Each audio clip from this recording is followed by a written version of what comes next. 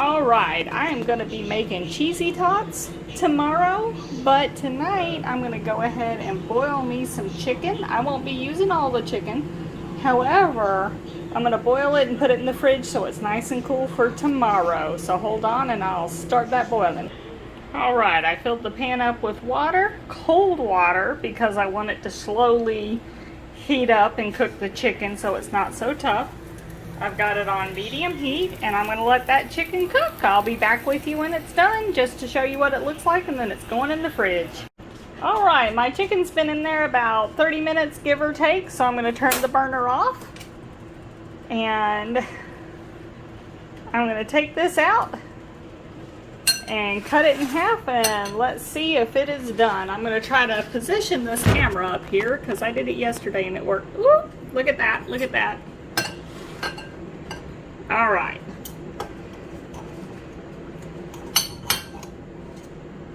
And it is done. Let me see. Can you see that? Ah, there we go. It is done. So, what I am going to do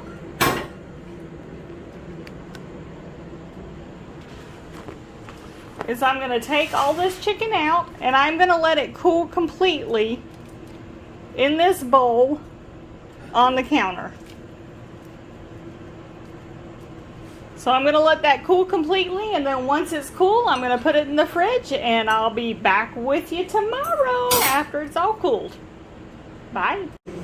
Alright, so my chicken is nice and cold now. It's the next day.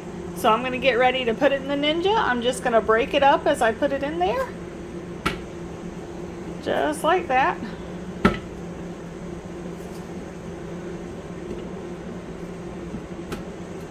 And I'm going to put this all in there and I'll be right back with you. Alright, I've got my lid on the Ninja. I'm going to turn my Ninja on and I'm just going to hit the chop mode.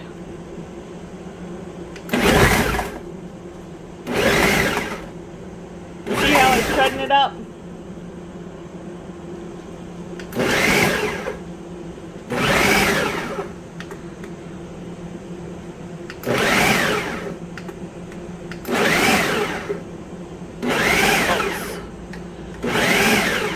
And I'm going to chop that as good as I can. And you can see it's getting into small particles.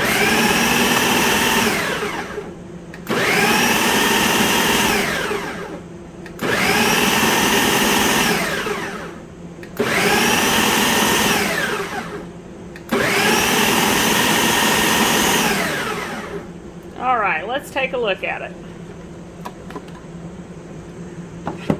See how finely it's ground up? Kind of like a meal, I guess you could say. So I'm actually going to do this just a little bit more because I want it as fine as I can get it.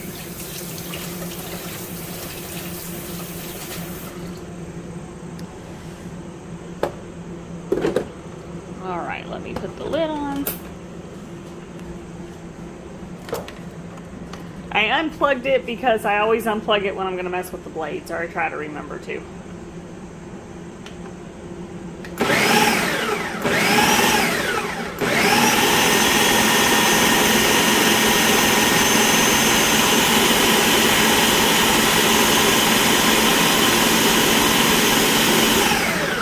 Alright, now let's take another look. Alright, and we got it. See how fine this is? So I'm going to take all this out and pour it in a bowl for right now. So give me just a second to get that done. Because like I said, we're going to have some leftovers of this. Alright, we're fixed to start our mixture for this. And so what I'm going to do is 2 cups of chicken. I'm going to do a cup of extra sharp shredded cheese. I'm going to do 2 tablespoons Parmesan. And I'm going to do 1 teaspoon salt, garlic, onion, and pepper. You can omit any of that you want. If you see like that onion powder bothers you or garlic powder bothers you, omit what you want, make this recipe your own. But I'm fixed to put all of this in here. And 2 eggs. Sorry, I forgot to mention the 2 eggs. Alright, and I think I misspoke earlier. My seasonings, I did half a teaspoon, not a whole teaspoon. I had the half a teaspoon sitting there, but it's early morning, so I'm half asleep. But I've got everything in the Ninja right now. So I'm going to pop the lid on here. And since I don't want this to finely mix up, I'm just going to mix it up, you know, where it's all blended together and the cheese is chopped up a little. I'm actually just going to put it on pulse. Well, let me come on. Okay, here we go. Because I just want to get everything blended good. And I want to make sure it's kind of sticking together too. Now, I've made this before and only needed 2 eggs. I've made it and needed 3 eggs before. It just depends on, I guess, the chicken breast and how dry it is. And that looks good. See that? How it's mushing together there? So, okay, I'm done pulsing this, so I'll be right back with you when I get this kind of disassembled and everything in a bowl. Alright, so I've got me a pan lined with parchment paper because I'm going to make these and then freeze them so they get really, really cold. And by freezing them, you can either save them for a later time, pull them out whenever you want, but it also helps it hold together with the frying process. I have a little melon baller that I want all of these to be the same uniform size. So I'm going to pack that melon baller. Actually, I don't know if you can see me.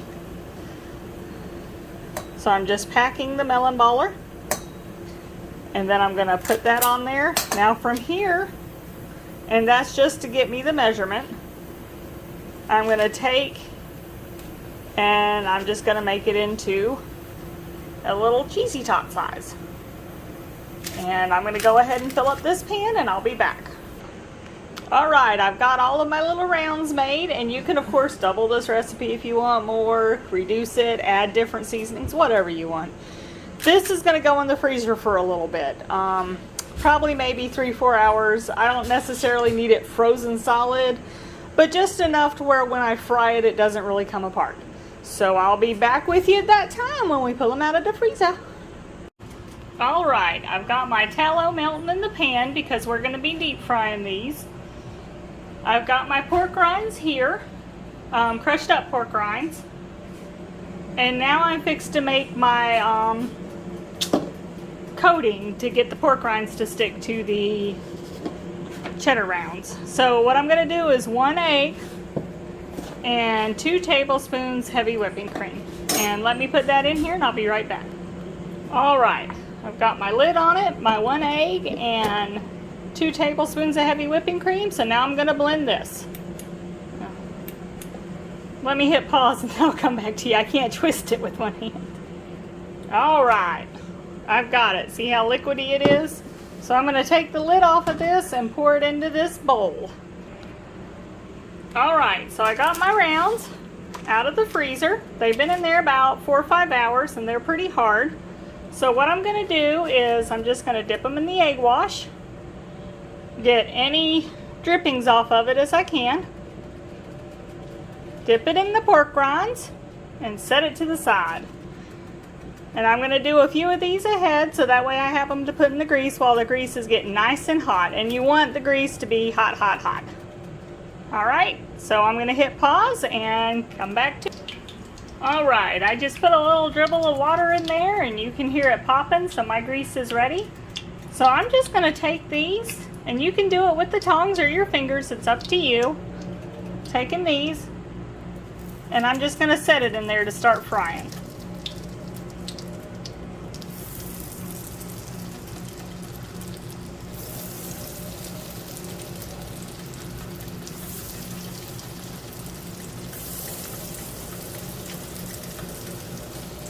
And I'm going to let them fry on one side for a few minutes, and then I'll flip them to the other side. So I'll come back with you when I'm ready to flip them. In the meantime, I'm going to prep some more.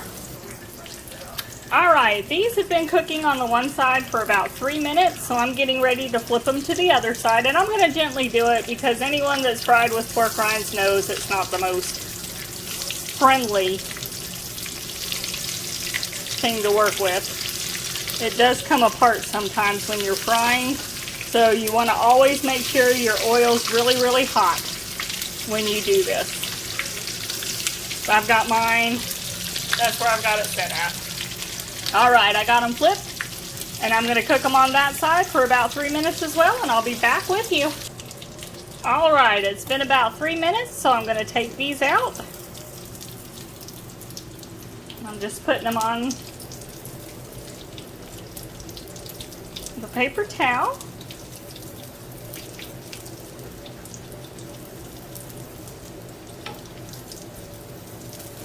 And my hubby's going to come out and try them.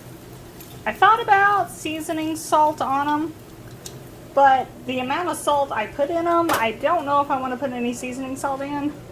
So hubby's going to let me know. Because if any of y'all have ever had Cheddar Rounds at Pal's, you know that seasoning salt's what makes it.